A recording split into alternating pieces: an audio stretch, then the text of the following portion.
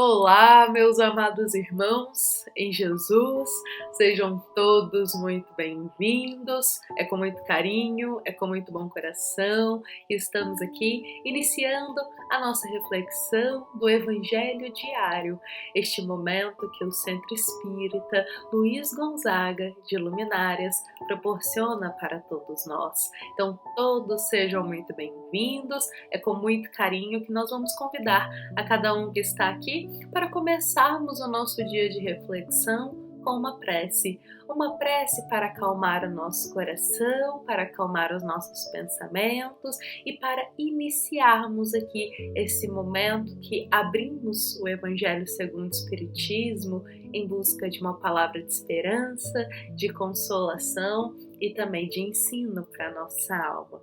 Então vamos juntos fechar os nossos olhos da vida material, silenciar um pouco os nossos pensamentos e convidar a Jesus, o nosso querido e amado irmão maior, para estar presente aqui conosco, descendo sobre o nosso coração uma paz, uma gota de serenidade e também do teu amor. Que Jesus nos proteja, nos guie e também nos inspire, hoje e sempre. Que assim seja. Bom, meus amados irmãos, agora com o coração mais tranquilo, com o coração mais sereno, nós vamos convidar a todos para irmos juntos até o capítulo 16 do Evangelho segundo o Espiritismo, no item 13 deste capítulo, que é a passagem Emprego da Fortuna. Será essa passagem que vai inspirar aqui a nossa reflexão desta quarta-feira. E vejamos que quando nós lemos o título dessa passagem, Emprego da Fortuna, esse título por si só já traz aí para nós qual que é o tema central dessa passagem, qual que é o ensinamento central dela, o emprego da fortuna. Porque, meus amados irmãos em Jesus, muitas vezes aqui na Terra, ainda nos dias atuais, nós compreendemos de forma equivocada ou enxergamos de forma equivocada a fortuna. E é indispensável nós compreendermos que a fortuna, ela é um instrumento para poder amparar aos nossos irmãos, para poder ajudar no progresso da humanidade, como vários outros instrumentos que Deus concede a nós. Só que a fortuna, ela não é apenas um instrumento que ajuda no progresso, mas a fortuna também é uma prova. E muitas vezes a gente não enxerga isso como uma prova aqui na Terra, mas o Evangelho segundo o Espiritismo deixa isso bem claro para todos nós. A fortuna é uma grande e árdua prova. É uma prova muito difícil, porque é ali para a gente conseguir passar por ela sem sucumbir e sem escorregar, sem falhar, digamos assim, a gente tem que ter o coração muito centrado, os pensamentos muito elevados, trabalhar muito bem as virtudes em nosso coração. Então, o Evangelho segundo o Espiritismo, ele pontua isso de forma muito objetiva, que a fortuna, ela é uma das provas mais difíceis. Então, olha só, ela não é apenas um instrumento que pode ajudar no progresso dos nossos irmãos, mas ela também é uma difícil prova. E para a gente conversar um pouquinho mais sobre a nossa passagem de hoje, gostaria de rememorar aqui um ensino de Jesus, um ensino que Cristo passou para todos nós através de uma parábola. Lembremos que as parábolas são histórias pequeninas que Jesus compartilhava há 2000 anos atrás e que até hoje o fundo moral delas tem muito para nos ensinar. Então é indispensável, quando a gente vai aqui conversar sobre as páginas do Evangelho segundo o Espiritismo, também compartilhar sobre os ensinos de Jesus, porque um vai complementando o outro. Então hoje eu vou rememorar aqui através das minhas palavras, me desculpe, a parábola dos talentos, a qual se encontra lá no Evangelho de Mateus. Então vejamos o seguinte, que é narrado para nós, Jesus narra para nós através dessa parábola, que havia um senhor muito rico que ele precisava sair para viajar, ele iria ficar um tempo fora. Então, o que que ele fez? Ele deixou suas coisas tudo organizadinhas, digamos assim, e ele convidou 3 servos que ele tinha, 3 servos que ele confiava neles, e entregou para cada um uma quantia de talentos. Então, para o primeiro servo, ele entregou 5 talentos. Para o segundo, ele entregou 2 talentos. E para o último, ele entregou um. Cada um recebeu aquela quantidade de talentos conforme a tua capacidade ali de manejar esses talentos. Então assim fez o Senhor, deixou os talentos divididos com cada um dos seus servos e partiu para a sua viagem.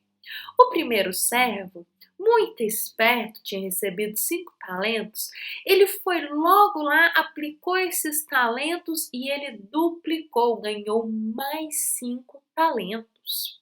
O segundo servo, observando a atitude do primeiro, também foi lá, se movimentou, não ficou com aqueles 2 talentos parados, não. Ele foi lá e também duplicou, ganhou mais 2 talentos.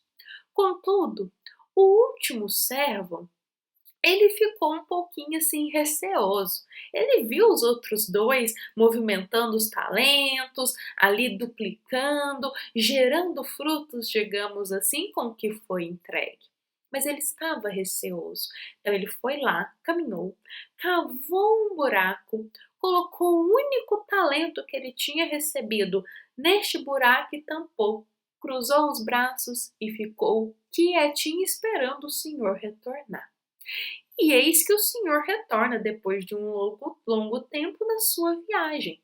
E quando ele retorna, ele vai fazer um acerto de contas, digamos assim. Ele chama cada servo para saber o que foi feito com os talentos que ele confiou a cada um. O primeiro, logo animado, já chegou lá dizendo: olha, eu recebi 5, mas eu dupliquei, toma aqui mais 5 talentos. E o Senhor disse: servo bom e fiel, foi fiel no pouco, agora eu vou te conceder mais. Olha só, o Senhor vai lá, reconhece o esforço daquele servo de duplicar aqueles talentos e concede ainda mais oportunidades para ele. E ele vai e convida lá o segundo para ver o que ele fez.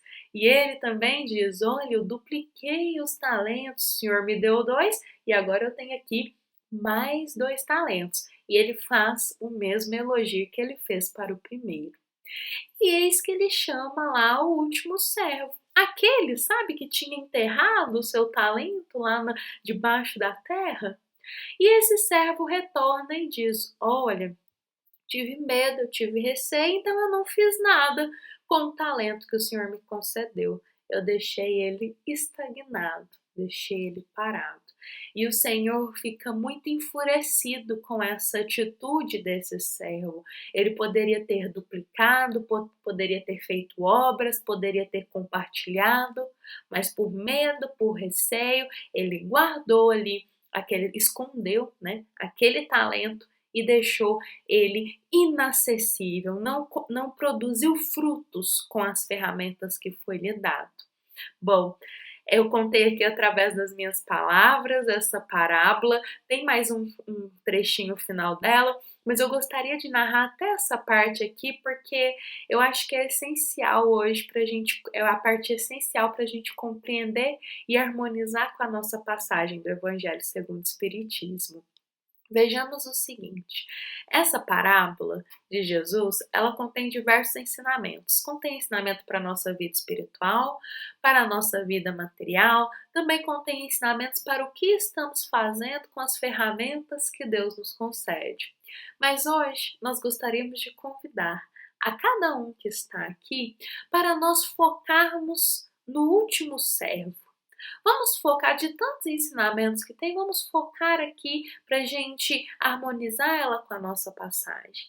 Vamos focar no último servo. Aquele que recebeu apenas um talento, foi lá, cavou lá um buraco na terra e escondeu aquele talento. Nessa parábola, o servidor que enterrou o dinheiro que lhe foi confiado não é a imagem dos avarentos, os quais tornam a fortuna que possuem improdutiva?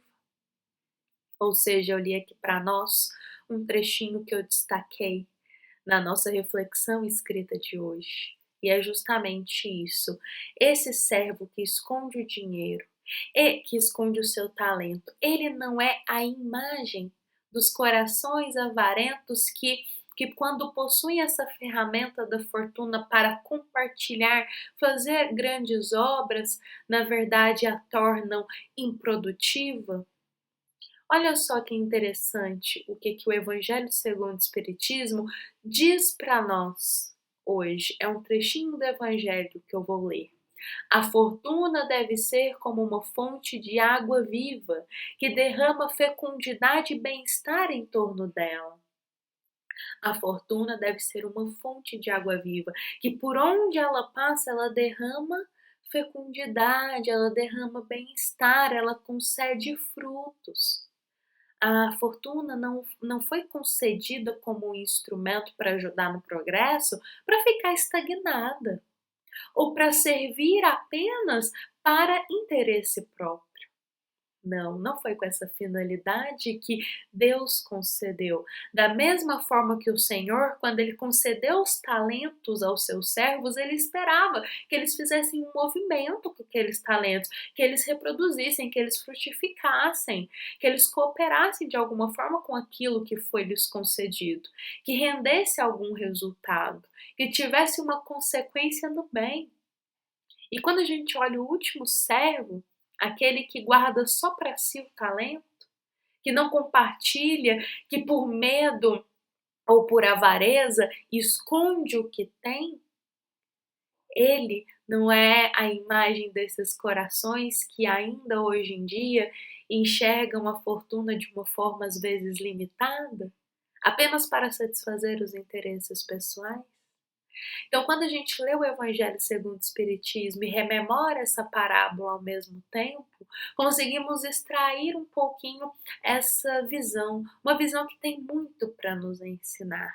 E bom, gostaria de encerrar aqui a nossa reflexão de hoje, pontuando para nós que Deus, ele confiou a fortuna a todos os corações que algo tem de maior para produzir com ela, para amparar com ela, não apenas para satisfazer os desejos pessoais, mas Deus depositou, porque nós somos apenas depositários dos bens materiais. Eles não são nossos. Deus nos concede para a gente cumprir algo, mas eles não pertencem a nós. É um empréstimo de Deus.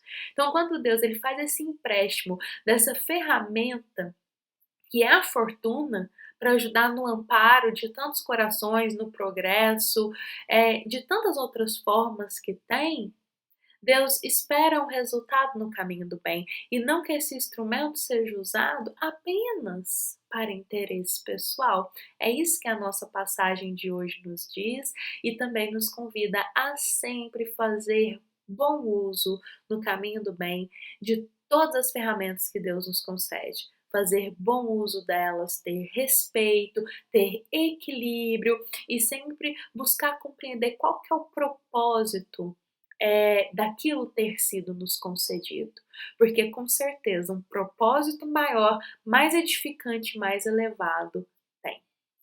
Bom, meus amados irmãos em Jesus, este foi o nosso Evangelho desta quarta-feira. Espero que da melhor forma possível eu possa ter falado aqui um pouco mais sobre essa passagem que vem nos esclarecer sobre o emprego da fortuna. Convido a todos os irmãos para também tecerem a leitura completa dessa passagem que se encontra no Evangelho segundo o Espiritismo.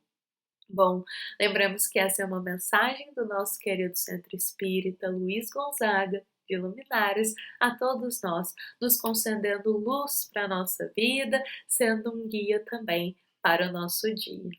Bom, fiquemos em paz, Fiquemos com Jesus, desejamos a todos um excelente dia. Que assim seja.